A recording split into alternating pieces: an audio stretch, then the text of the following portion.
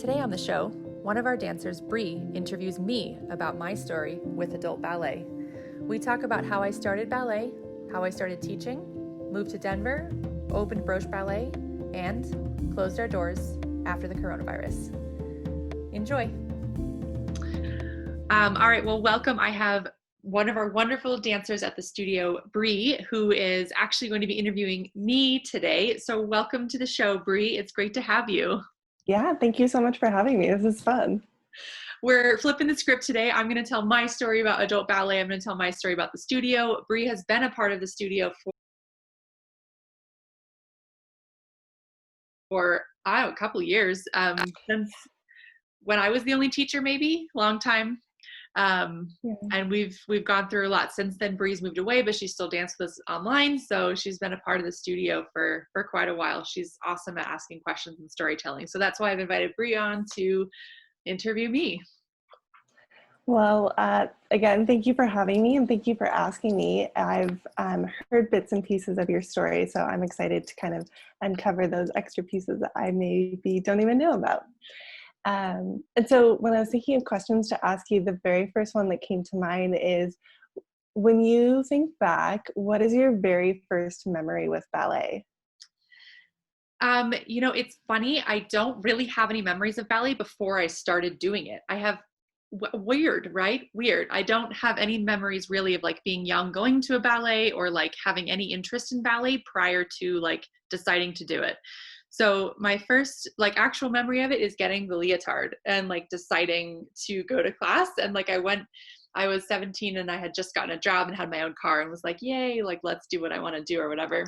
Yeah. And I went to the dance store and was like looking for a leotard, and being like a tall person, like I'm 5'9.5" and being a tall person was like, where do I find a leotard? And so I just remembered looking for leotards and got this like super boxy black one and didn't know you were supposed to wear a skirt to adult classes, or like most people wear skirts. So I just like showed up in a leotard and tights. And like, I remember that very specifically is just like the outfit, getting the outfit and then going to my first class.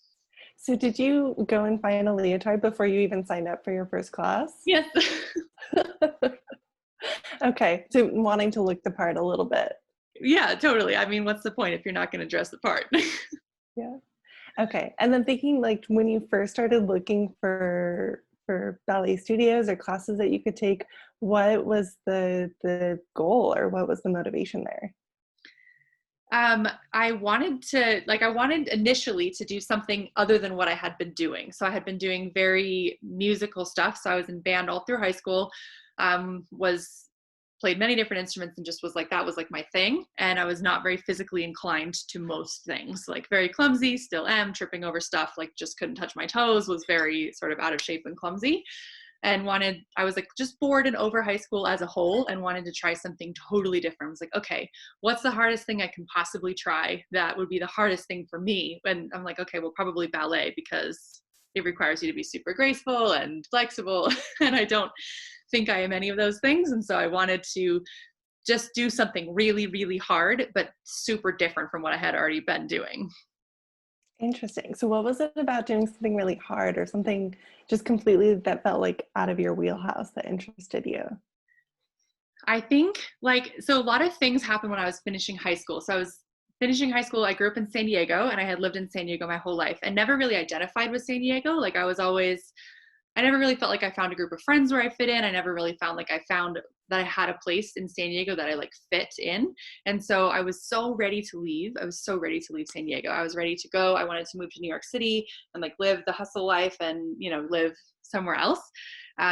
So I like dyed my hair dark brown. Obviously it's blonde naturally. So I dyed my hair dark brown, cut off my bangs, moved to New York City, like wanted to do all of these things of like who I am. I don't want to be any of that anymore. I want to be someone like totally different. So I wanted to just flip the table on everything I had done so far, which I mean, ballet is not that far from music. So like, let's be real here. But I like at 17 thought that all of these things would like enable me to become someone else or like change my identity. And so when you went into that first class, how did it go? It was a blur. I had no idea what we were doing. Why are we doing this stuff? It seemed so arbitrary, and I was expecting to be twirling around and leaping around, and I was not expecting what we did in class, and all of the words made no sense. And it was like a fog, like it made no sense. The time passed and it was super fun and I loved it immediately, but I didn't understand why or what we were doing. No idea. All of it made no sense. How long do you think it took you to kind of pick up on those pieces to understand the what and the why and how it was going to all fit together? I don't think I started picking up on it at least until I moved to New York City, maybe about a year after I started in San Mhm. Diego. And I maybe even didn't pick up on some of this stuff until I started taking private lessons where the teacher like broke it down a lot more for me.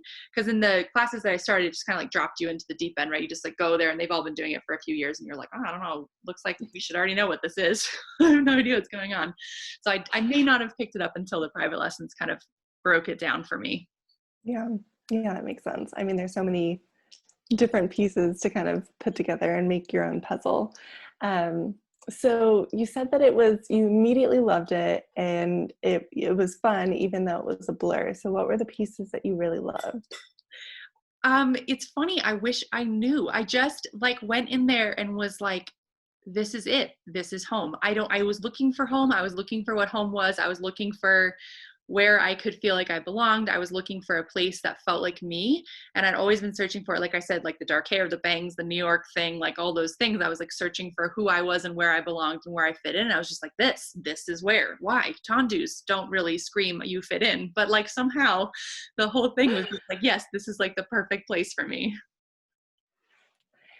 So you said it felt like you were home, like the is that like being at the bar? Is that the people who are in class with you? Is that listening to a teacher and responding? Like what about it felt like home? The bar has always felt more like home to me than the center. Okay. I love the bar. Center is like, don't make me do it. I mean, obviously I've come to enjoy it, but Yeah. the bar has really always been where I feel the most at peace. And I think what I was feeling there was like being able to escape in the mind. So you can slow the mind down. You're forced to focus on so many different tasks at once that the mind has a chance to just like not wander and not talk to you and not be noisy up there. It just has a chance to like be quiet, which is not something you necessarily get when you're in the higher levels of things. Like in the higher level of music where I was, I don't think I was getting that anymore.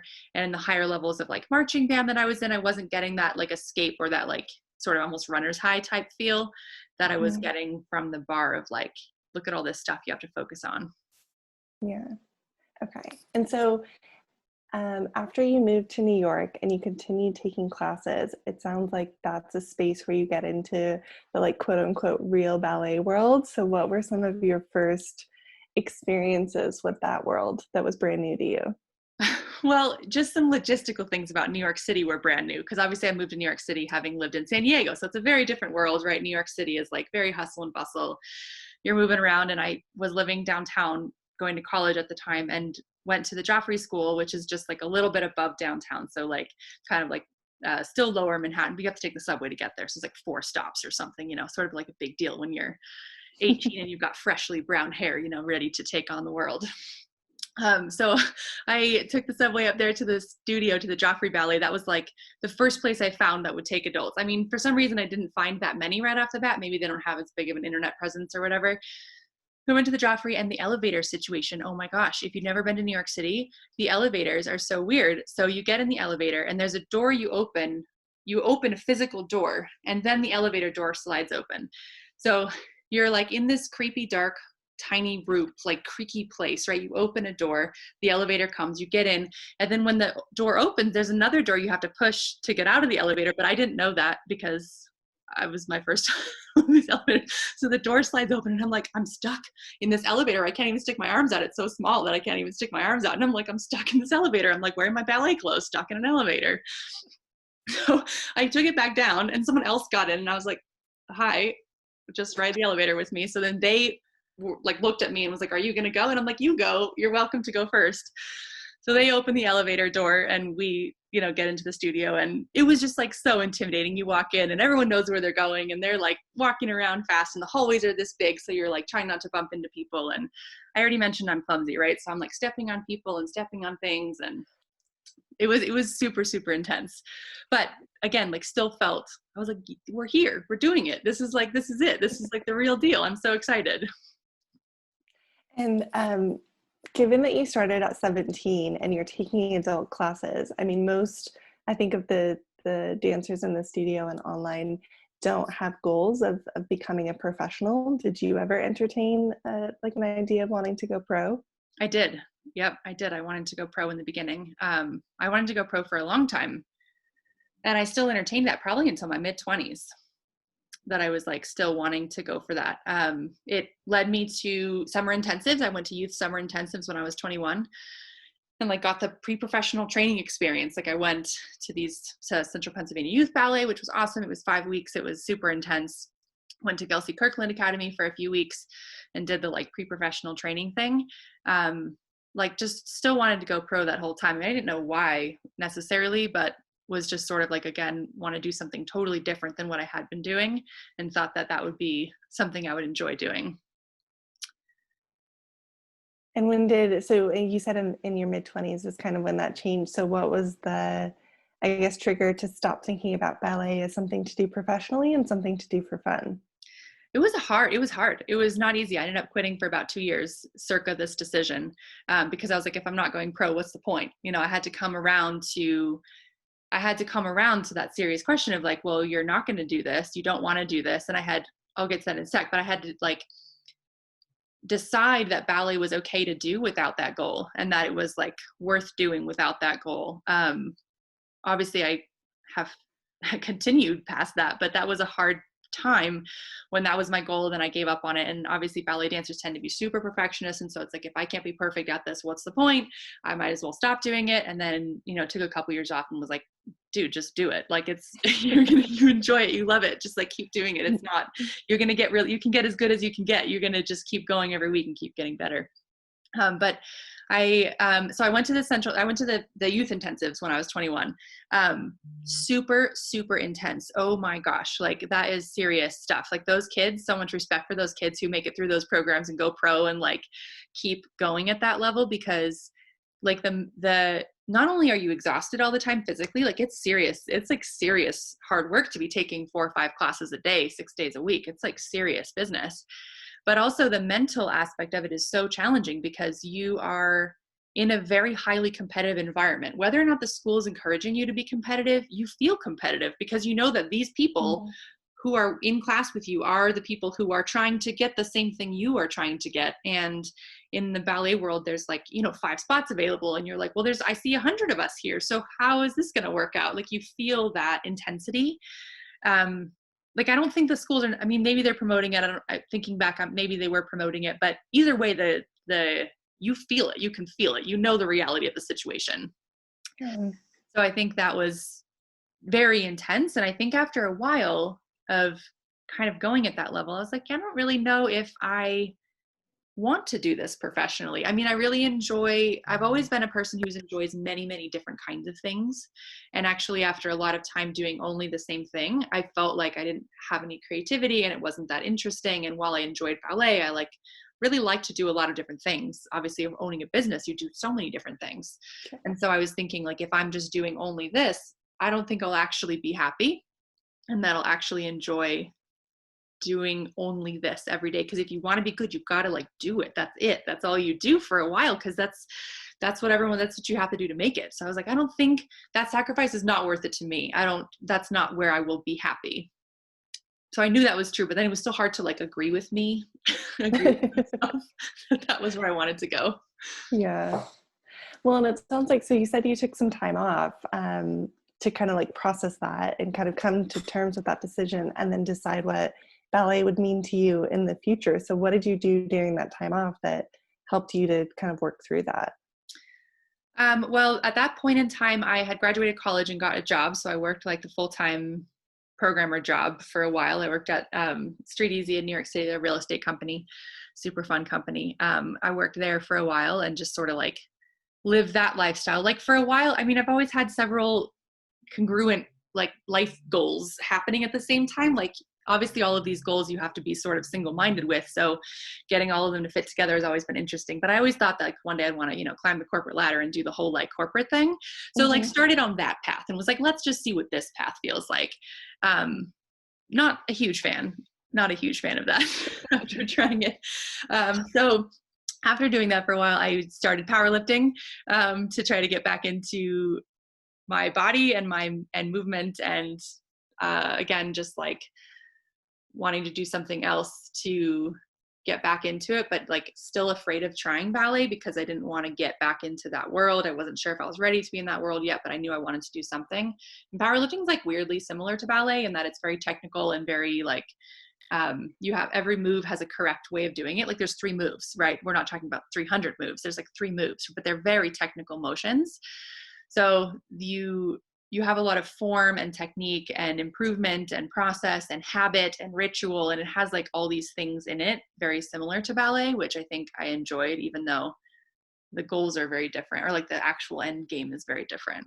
Yeah, I find that so interesting because when I think of powerlifting or just really any form of weightlifting, obviously there's technique and there's form, but you don't necessarily associate the ritual or even the beauty of dance with it. But it sounds like you very strongly do. Yeah, I guess so. It's funny. I guess I do like the ritual part of ballet where you go there and you start with the same thing and it's the same motion. And I like similar things. Like I'll listen to the same song thousands of times before I pick a different song to listen to. It's like I like the things to be very routine. And every time you go there, you warm up the same way. You like there's only a few movements you do. So you warm up the same way, you do the same motions, you put the weights on, and sometimes you lift more than other times, but it's always the same thing about it. And I think there's like weird things about ballet. Like I would never want to make a weird face. You know, all powerlifters making weird faces. I'm like, you gotta look good while you're doing it, obviously. So I like wouldn't make weird faces. And the coach was always like, are you trying? And I'm like, yeah, I'm trying. I just don't grimace. I don't want to grimace. So we finally discovered that if I like didn't look at myself in the mirror, that I could lift a lot heavier weights because I wasn't so worried about like keeping the ballet like composure during the lifting process, and would like be able to be a little bit more like ugly with it. Very funny. Oh, wow. Okay. And so, all right. And so you mentioned earlier that you got to a place where you accepted that ballet didn't need to be something that you pursued professionally. It could be something that you pursued because you love it. And so when you returned, what was the focus or the goal? Just to get as good as you could get? I think so. I think from the time, so I think that like I see this with some of my dancers who have got a similar mindset as me. I think I thought that I wouldn't be able to get good at it without going hardcore at it. I don't think that I agreed that you could get good at something by doing it infrequently. So I think by doing powerlifting, like I only did 2 hours a week. That's all I did. I only did 2 hours a week. I did Tuesday and Thursday for 1 hour, and that's it. And I did no practice at home, and I did nothing except that, and got really good at it. Like I could deadlift like 260 pounds by the time we were done with it. Like that's a lot of weight for twice a week. That's a lot of weight. Right here, right? That's a lot of weight. So I think that I was like, oh, fascinating. So if you just like do something regularly, even if it's not 8 days a week, obviously there's not 8 days in a week, but that's the mindset that, was in. Like, okay, fascinating. So if you do it regularly, even if it's not every single day, every single second of the day, you can actually still be good at stuff. I don't think I got that idea that a little bit actually counts. And so I think when I came back to ballet, I was like, yeah, I mean, you can actually do this at a sustainable pace and still get good at it. And was just like, go consistently, enjoy it, dance, kind of just get as good as you can, I think is what I was wanting to do. Yeah. And how did that ultimately transition into teaching others, and especially adults? Like the mindset of it? Yeah, yeah. Well, I think since I've been through so much of this, I see it in so many of the dancers because we all have such similar, well, and not everyone has the same exact way of thinking that I have, but there's the people who are like this. I get it so hard. Like I get it, right? There's this just insane level of perfectionism that is associated with ballet. And so encouraging people to come around to like the fact that perfection is a, direction, not a location. It's like, we're just aiming in this way. We're not going to get there. That's okay. There's not a place you can get. It's like infinity, right? You never get to infinity, but you're like going in that way. I think that's always interesting to me to try to help people come around to this. Not that I've come around to this in all parts of my life, but it's easier to see in other people and help them kind of through this. It's worth it. Even if you're not perfect, it's still worth it to be on the journey. Okay. So, and speaking of journey, how did you transition from taking classes, like returning to ballet, taking classes in New York, to moving to Denver and starting your own ballet studio? That's a big shift. That's a huge shift, especially because I was still doing the corporate ladder thing while this all was going on. Except lots of paths. Too many paths. What is all this? I started back with Beth, who was my private teacher in New York when I first moved there. She was awesome. She was like all about taking everyone seriously who came in, like giving you technical training. That was sort of her whole message. And she helped me a ton through all of this time. So I came back to her, first of all. And in one of our lessons, we had been back for like, I don't know, 6 or 8 months or something. And then in one of the lessons, she slipped on the stairs and broke her tailbone. And then I know it was like, you know, she was wearing her ballet slippers and she was carrying the CD player because obviously CD player was involved. She was carrying all this down the stairs and it was in New York. So it was like rickety, you know, and she just slipped. We didn't think it was that big of a deal at a time. We just kept going with the lesson, but then it turned out to be a pretty bad break. And then she, you know, ended up being bedridden pretty much for the rest of her life. So she reached out to me and was like, hey, I can't teach, but I really don't want this thing to die. Because at that time she thought she was going to still be able to recover and come back and all of that. So she's like, can you just keep my business alive while I'm recovering? And basically just said, will you teach my students? And I was like, how would I do that? Yikes. But she taught me how to teach. She would like email me back and forth with specific problems dancers were having and give me lesson plans with the people who she had been working with, and would give me things to work on with them. And whenever she was able to and feeling well enough, she would come to the studio to watch me teach and be like, I would have corrected that. I would have corrected this. Or she would teach them and I would watch her teach them to see how she would handle the problems they were having. So that was maybe a year of time that we did that together. I was still working full time. So that was like nights and weekends that I would go and teach her dancers. That's such an interesting way to learn how to teach. Like, was that the first time you were introduced to lesson planning and correcting in a certain way, or had you been able to kind of pick up from your other teachers? It was the first time. It was the first time for sure, because like I said, I was always still piecing things together. Like ballet has always felt sort of arbitrary to me until I started teaching it, where like the order that you do the exercises makes no sense. Why you do a plie sometimes and sometimes you don't in a tendu combination never made any sense to me. I thought the teachers were just making it up. I didn't know that they had a reason why they were doing things in a specific order and adding certain things, right? I didn't understand that bar went translated to center. Like there were many holes in all of that. And then it wasn't really until that deep level of training where she's like, here's why I'm doing this. And I'm like, oh, okay, great. You didn't just make up a tendu combination randomly. There was a reason for this. I don't know why I would have thought that. Because I used to teach math. I used to teach all kinds of things. But for some reason, I didn't put that together with ballet. Yeah. So And did you ever, what was that? That was my first time putting this stuff together. Yeah. I can imagine. I mean, they say this about pretty much everything, but when you start teaching it, like you learn it so much more deeply for yourself. So I feel like ballet must absolutely be the same way. Well, the fascinating part is that you think your body is normal until you see other people's bodies at a close up level, right? So like all you know is your body. You're like, doesn't everyone's foot do that? Doesn't everyone's leg look like that? Doesn't everyone's arm move like that? Or at least that's how I think about it. And then when you get someone who's having a challenge that you've never had before, it's like, fascinating.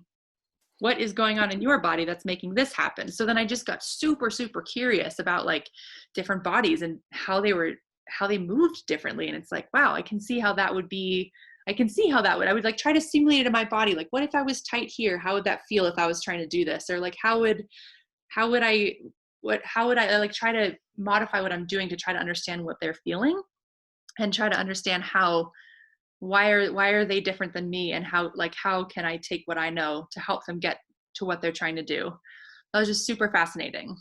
Yeah. I mean, to hear you talk about it sounds like you were sort of in many ways born to be a teacher. Like you just have that natural curiosity and that natural logical thinking and a bit of empathy kind of mixed together to get that sense of, well, what's happening for them? What are they going through? And how can I recreate that to find the like missing link or the gap that needs to be filled? And then what can I fill that with?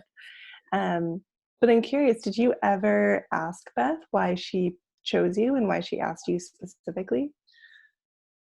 Did I ever ask her?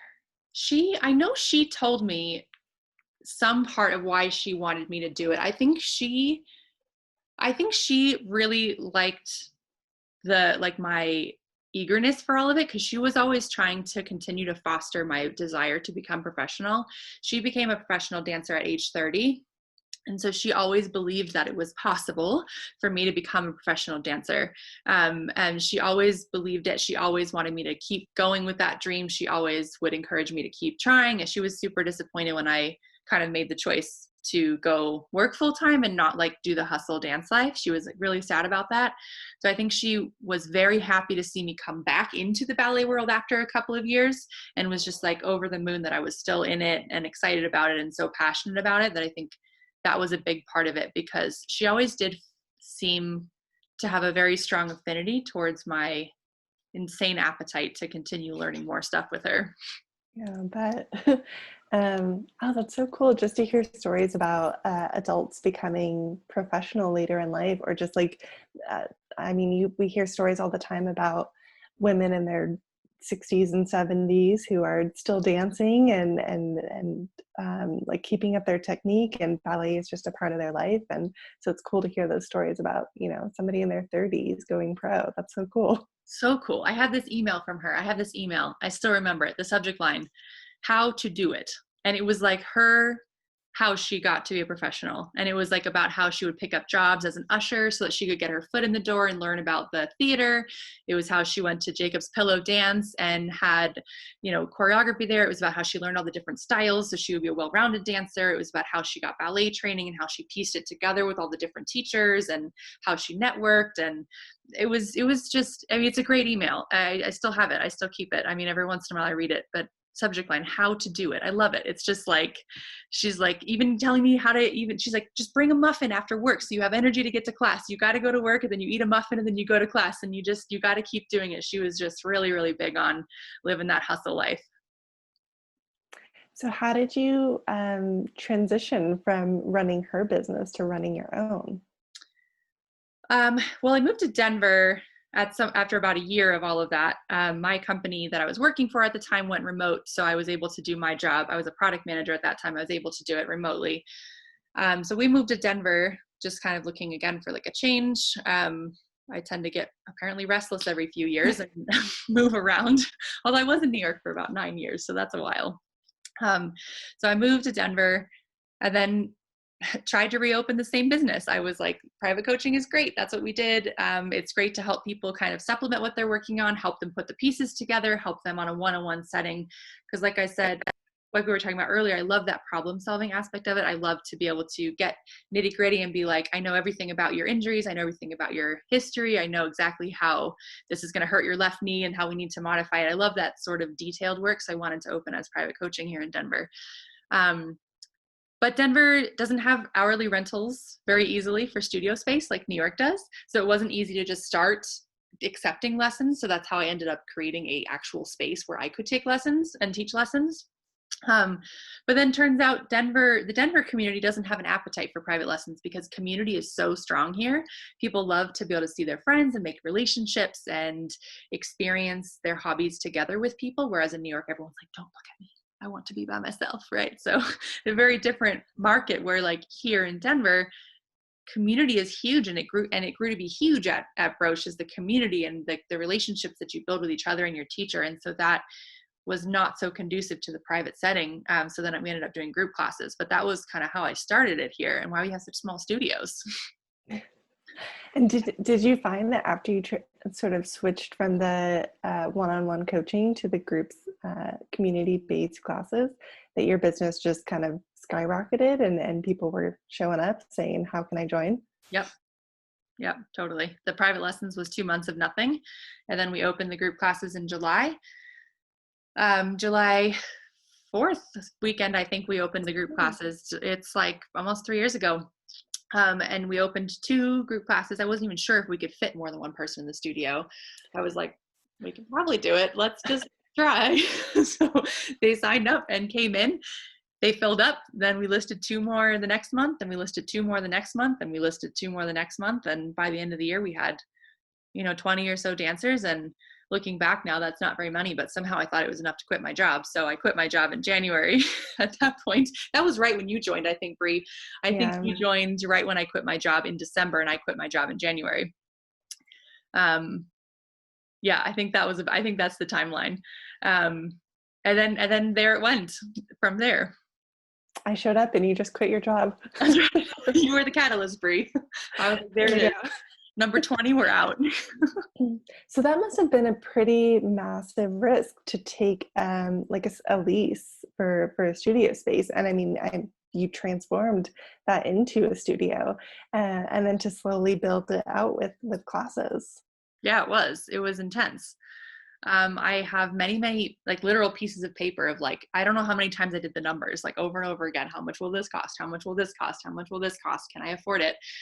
I mean, luckily in the beginning, I had a full-time job still. So I was not totally without income trying to make this work and paying rent. But yeah, sometimes I'm like, why did I think this was a good idea?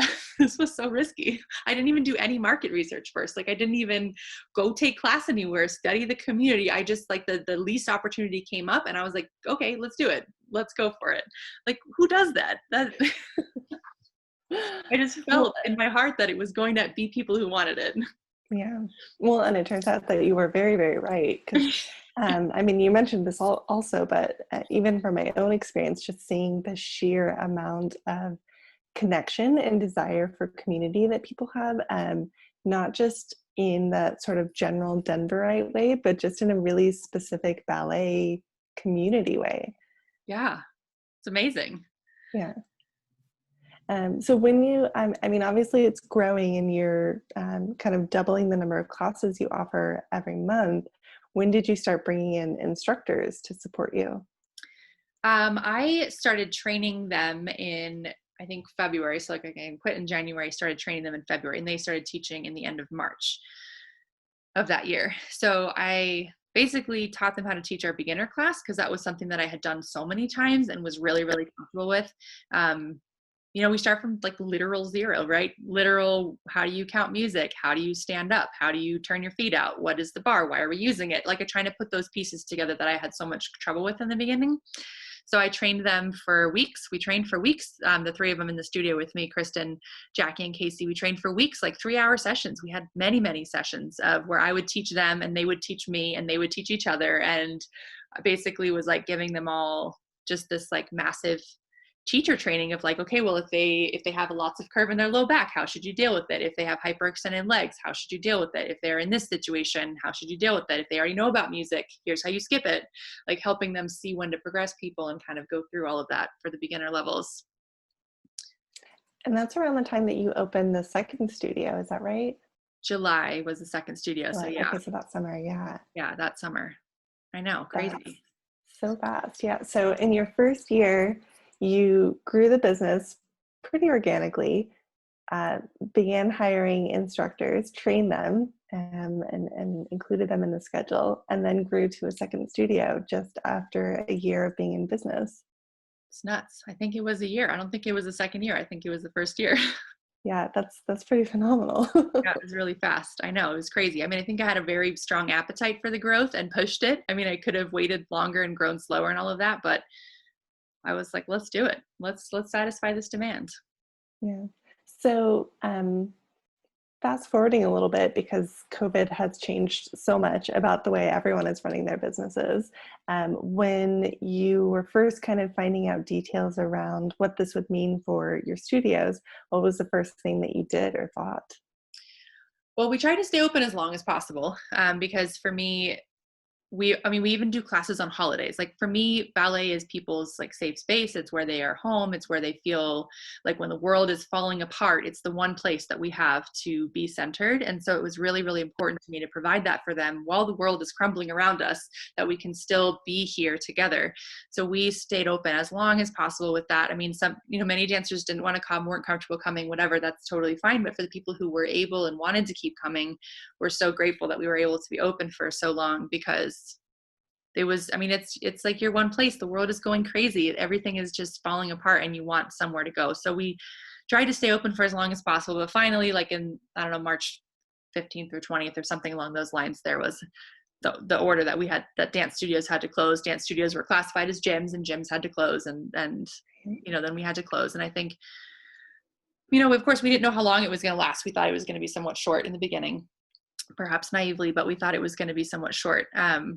And so I was really, really just determined to keep the team working, because the team I feel a lot of responsibility for the team. The team relies on us for their livelihood. This is their community. This is their job. This is their work. And to take that away that's a big deal. Like, that's a big deal. That's like this is people's work, right? So I felt a lot of responsibility for them, for keeping them employed as long as possible. And so that was my first goal, was like, how can we take the hours they're working and transition them to doing something else in this new world that is still providing value to the dancers, still providing value to the community, but that allows them to keep working. And by this time, the team has grown to like nearly a dozen people, right? Yeah, huge. Yeah. Okay. Okay. And so how did you make the decision to create the online space and start dancing on Zoom? Well, that one, I think we were just seeing it starting to happen online, like, reading in the Facebook groups and things that people are starting to take online classes. And it was like, well, I stopped teaching in the studio, I think, a little bit sooner so that I could try the online stuff for the people who weren't comfortable coming to class. Because as I mentioned, there were several people who, high risk or whatever, they don't want to come into the studio and, be out in public. It's like, well, they're not able to dance. They need this kind of sanctuary at home. Maybe I can try Zoom classes. And I don't know, it just felt like the thing to do. Everyone was doing it. Everyone was trying it. That decision felt like it was sort of the easiest of all. What do you think was the hardest decision? Well, I think the hardest decision was ultimately to not continue with the studios at the end of it all, because it's people's home. It's the team's home. It's the dancer's home. It's my home. It's home for so many people. That was a really, really hard decision. Yeah, just insanely hard. Yeah. Well, I know when you're in an announcement, you said it felt sudden for you, and it probably felt sudden for the community. So what was the, I guess, decision-making process? Was it like fighting to keep the studios open, like until the very last possible moment? Yeah. It was, so we were like the timeline, right? So we closed in March.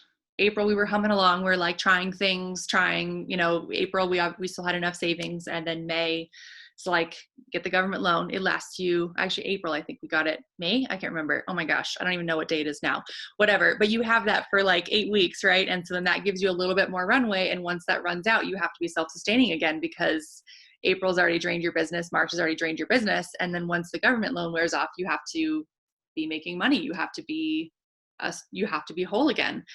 But I think and I really thought we were going to be, I really did. I really thought we were going to be even all the way until we sent out our reopening survey. Like, hey guys, we're reopening, come back in June.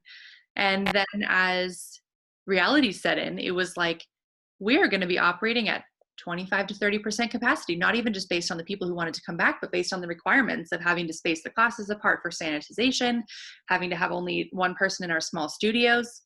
Only being able to have 3 in our big studios without any room for anyone else to come in. So, when a business is making it work at 100% and you cut that back to 30%, it's like, well, geez, we're gonna run out. We're gonna run out if we keep doing this. And I think I was kind of just thinking that once we reopen, it'll be fine. But then when you think about the actual reality of the situation, you get down to the nuts and bolts of who's coming back, when can they come in, what does the studio situation like? You're just like, wow, we don't have time to keep trying this stuff. We're out of time. Yeah. So when you were starting to look at like how far you could stretch the government funding, was there an expectation or maybe a hope that that would be renewed or refilled? That was a possibility. I don't think I thought it was going to happen immediately. I mean, it did end up getting stretched out longer, but by the time the news came, we're already like on our 7th week. So you can't stretch a week's worth of money out to 24 weeks, right? They did end up extending it. So it was initially 8 weeks. So then I think 6 or 7 weeks into ours, they were like, cool, you can use it for 24. And I'm like, well, I was already on pace to spend it all in 8 weeks because that's how you were supposed to spend it. So you can't stretch that last week out for now 22 more weeks, right? That's obviously not going to work out. Right. So I think there was like a thought that perhaps it could get renewed. There was a thought that perhaps the world would bounce back sooner than we all thought it would. There's a thought that, it wouldn't be as devastating to a business to operate at that level of capacity. Like you sort of picture like, I mean, how bad is it really if you have a few less people in the studio? And it's like, no, actually it's not, I mean, not possible, right? I think if I was more willing to study those numbers and really have those hard conversations with myself in May, it would have been less sudden. But I think there was just the hope and the optimism and the drive to keep pushing. And then all of a sudden it's like, well, okay, this is a big deal. Yeah. So as you are looking ahead, and I mean, as far as I know, classes are continuing for this next week until the end of June before closing the doors. So what's happening in these last final days? So we have had so many wonderful dancers through the months before COVID and during COVID help support us through this time. And so we are letting them come in and use what they've kind of prepaid to help support us through this time and have, a handful of last classes with each of us. So dancers are coming in. Obviously we can only do private lessons because we've got our small spaces. So dancers are coming in for their spaced apart private lessons. In our bigger studio, they can bring 2 of their friends if they want to, but that's, of course they're having to be spaced apart and all of that. So everyone's just coming in, and it's been super, super fun to see everyone again. It feels like no time has passed yet. So much time has passed. I love seeing what people have been working on at home. It's awesome. I love that people come in having worked on something super specific, like what they're super interested in. They come in with like a killer arabesque. And I'm like, dude, where'd that come from? And they're like, I've just been working on my back for 3 months. And I'm like, great, awesome. We're like, someone can do the splits. And I'm like, wow, you've been working on this. And it's like some super isolated thing that someone's really passionate about that they finally have had the time in their life to work on. So it's actually like super cool, when we can find our wits about us to work on the things that are interesting to us, that some people have done some really cool stuff over this period of time. Yeah. Well, I think if I have learned anything from your story, it's how quickly you're able to adapt and change. So just these different like phases or periods in your life where you just go at something new and try it and figure it out and adapt. So as you are looking forward for this next chapter of your life, like what are your big hopes or plans, or what are you looking forward to most? I am looking forward to being able to serve a different kind of audience with ballet, because I have met so many people through the online experience who live in the middle of nowhere and have literally no other option, right? Like in certain places of the country and the world, there's like nothing for adults to do ballet, right? There's nothing at all.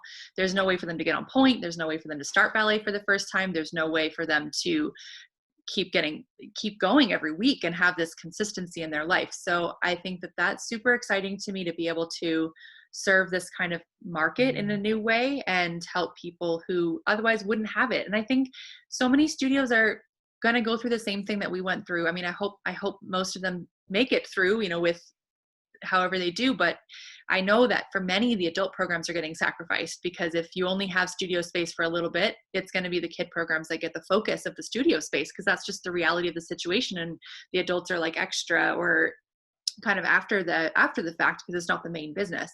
So when you have only these limited hours, the studios are cutting the adult program. So even if there was a studio, now there isn't a studio. And so I am looking forward to that. I'm looking forward to figuring out how to make it as close as we can to what you're getting in the studio. Obviously, it's not a studio. It's not 1,000, 2,000 square feet to leap around. It's not, with your friends in person, but the whole world and how we make relationships is changing. And so I think we can figure out how to make relationships online, how to help people online in new ways, and how to help them through all of this. I'm super anxious to do it all without my team. That's going to be really scary. It's been a long time since I've been back on my own without the support system of the team and the community. But where the online is, it's such a small nascent program right now that it just can really only work with one person right now. And I'm anxious about it, but I'm excited for the future of it because I see so many people who previously had nothing available. And thinking back over the last 3 years, and I mean, really even longer, just like as you look at your ballet career, what do you think has been your biggest lesson learned that you're taking with you into this new chapter? Let's see. I would say the biggest thing is really just letting go of what you think something should be. So the idea of should is terrible. It's so crippling. You're like, I should know how to do this already. I should already be able to do this. Why can't I do this? You can do it. I should be able to do it. Or whatever you picture what something should be like, where I think especially coming to terms with not being a professional, like I should be doing this because I want to be a professional ballet dancer. I should be doing this because of this reason. I should be able to do this because whatever, because I played music before, whatever you think of in your head of why you should be able to do this already. Right now it's like, I should already have a fourth studio. I should be able to stay open through this. I should be able to make it through COVID. I should be able to do it. Like, those are not helpful. Really being able to shed that and be like, yeah, I should, but I'm not. This is not where we're at. The world has changed. I've changed. Everything is different. And we just need to shed that, put that aside and look ahead and say like, what is cool about this? What is something that we can take that is awesome about this, that we didn't have before? So there's so many awesome things about it. I love that we can have people with kids dancing at home with their kids running around. You don't have to worry about childcare. There's like so many silver linings. And I think finding silver linings in everything has been just a huge change in my mindset. If it's not perfect, that's okay. It's still awesome. I love how optimistic that is. And like always, I feel like we could talk about this for hours and hours and just kind of keep going. But for me, like I've heard your story in bits and pieces before, but it's really cool to hear those newer parts and how it all fits together. Kind of like, that's kind of what we're all craving in ballet, really, is just understanding how it all fits together so we can do the pieces of it that we really love and the pieces that we enjoy the most. It's so true. The future is going to be great. We just have some mud to wade through in the meantime, but the future is going to be awesome very, very soon. Yeah, exactly. Well, thank you again for inviting me to interview you and to hear your story and to talk through some of these newer pieces of information about what's happening with the studio and where you're headed next. I really appreciate being a part of it.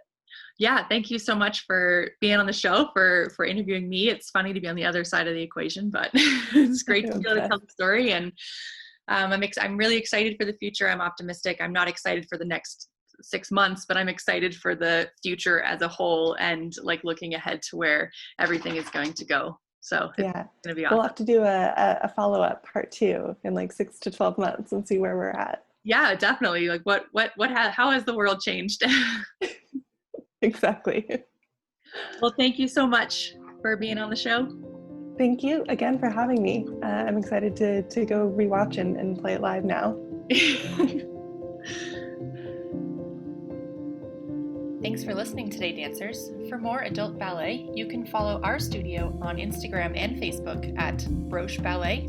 You can follow me on Instagram at Julie the Ballerina, or check out our blog and YouTube channels for even more content. You can also dance with us in our online studio. To have your story featured on our podcast, email us at hello@brocheballet.com. Today's show was produced by Jackie Dohleman. I'm Julie Gill, and this was Broche Banter. Happy dancing!